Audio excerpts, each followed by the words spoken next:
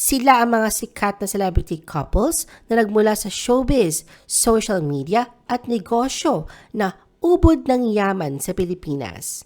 The Philippine Showbiz List presents pinakamayamang celebrity couples sa Pilipinas. Small and Philip Laude. Ang mag-asawang si Small at Philip ay pinapakita kanilang lavish lifestyle, celebrity friends, and multi-million homes sa kanilang mga vlogs. Si Small ay nagmula sa isang angkan na mayaman sa kasaysayan ng negosyo.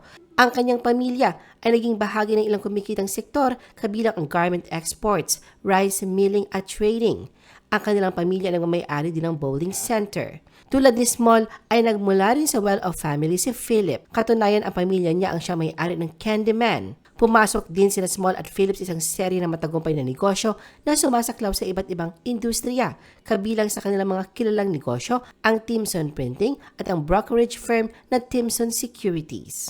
Sina Small at Philip kasama kanilang 4 na anak ay nakatira sa isang multi-million 6-story resort-inspired home. Jinky and Manny Pacquiao.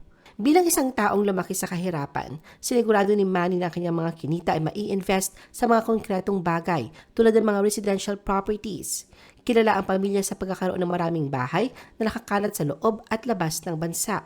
Nariyan ang Zen-inspired luxury mansion sa Forbes Park. Bukod pa rito, ang napakagarang mansyon na mag-asawa na matatagpuan sa General Santos City na Animoy Hotel ang pattern sa laki na napaulat na worth 2 billion pesos ang halaga.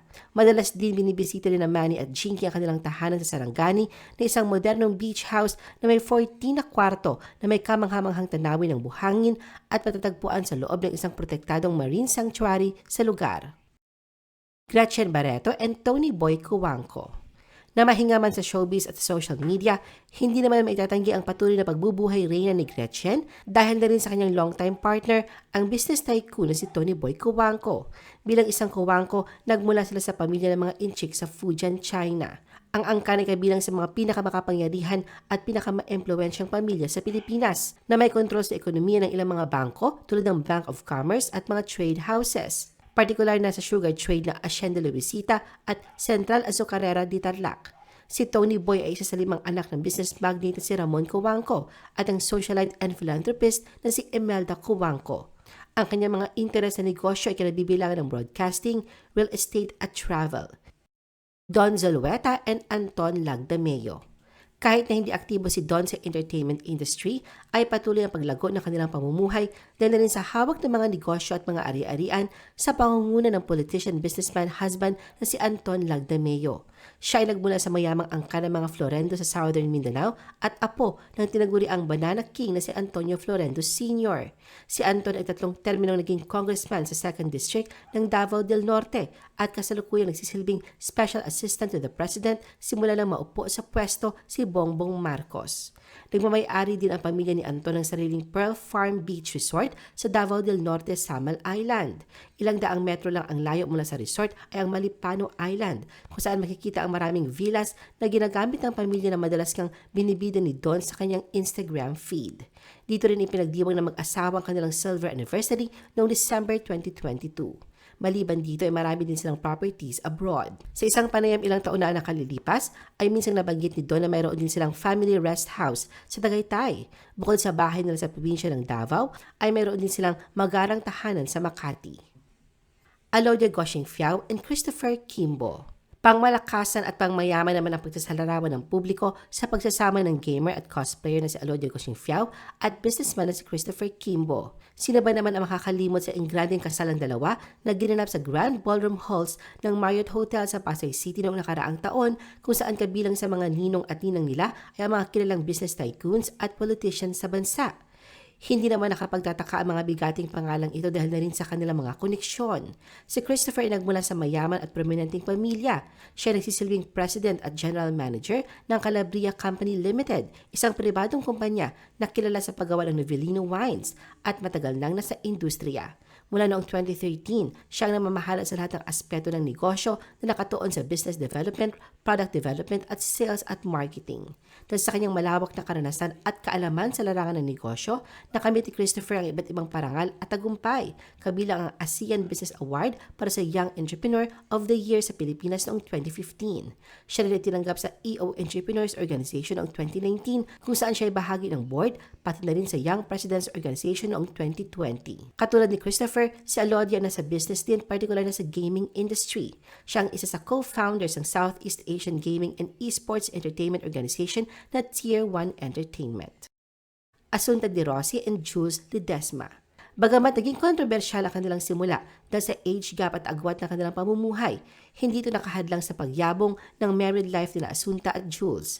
Sa katunayan, hindi na kinailangan pang balikan ni Asunta ang showbiz dahil sa marangyang pamumuhay na ibinigay sa kanya ng mister.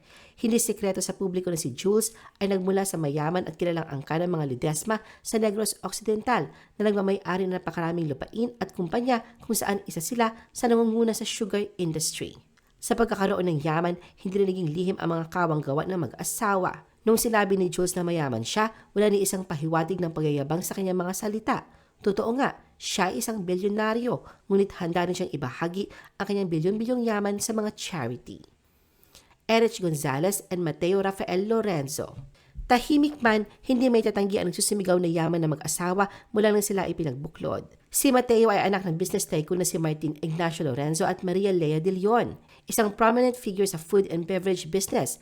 Ang kanyang ama ay kasalukuyang CEO ng First Lucky Holdings Corp., CAT Resource and Asset Holdings Inc. at Restaurant Concepts Group Inc. Tulad ng kanyang ama, pinasok rin ni Mateo ang pagninegosyo kung saan siya ang nagsilbi bilang isa sa managing partners ng private equity firm na Sierra Madre. Aramina and Dave Almarines. Mula sa mala fairy tale at napaka-engrading kasalan na ginanap sa Alphaland Baguio Mountain Lodges Chapel na dinaluhan ng mga bigating personalidad sa showbiz at politika, patuloy ang pag-usbong ng mag-asawang Ara at Dave. Pinasok ni Ara ang food business sa kanyang Hazelberry Cafe na mayroon ng higit na 6 na branch kabilang na sa Tagaytay. Bukod dito, bukas din ang cafe para sa franchising. Kabilang sa iba pa mga online businesses niya ay ang Ara Mina Shop na nagbebenta ng kanyang mga signature at pre-love items at ang Ara Home na nag-aalok ng mga home essentials at dekorasyon na personal na pinili ni Ara mismo. Samantala si Dave na kilalang galante, lalo na sa pagbibigay regalo kay Ara, ay ang presidente at CEO ng Philippine International Trading Corporation. Pinasok din niya ang direct selling business na Organo Gold. Noong April 2024, inilunsad naman nila ni Ara ang pinakabago at Filipino-owned ride-hailing app na Pick Up. Angie and Joey Mead King. Pasok din sa listahan ng mag-asawang Angie at Joey na bukod sa pinapagyabong na yaman ay patuloy nagsisilbing inspirasyon sa LGBT community. Isang Filipino-Chinese trans woman, kilalang-kilala ang pamilya ni Angie dahil sa kanilang matagumpay na hospitality chain na nagbigay buhay sa mga kilalang Victoria Court properties, kung saan ang ilang mga sangay nito ngayon ay nirebrand bilang Hotel Ava. Ang content creator at kilalang car girl ay patuloy din na binabago ang industriya ng automotive sa pamamagitan ng kanyang mga proyekto at video. Ngayon, meron na siyang higit sa 100 na tapos na restorations at modification projects at marami pang darating, pati na rin isang buong fleet ng mga supercar. Si Angie ay may-ari ng King Tower Farm, ang kauna-unahang vertical aeroponic tower farm sa Asia. Nanette Medved and Chris Po. Pinakamahusay na kilala sa pagganap bilang Darna sa big screen, si Nanette ay isa na ngayong founder and executive chairperson ng Hope, PCX Solutions and PCX Markets.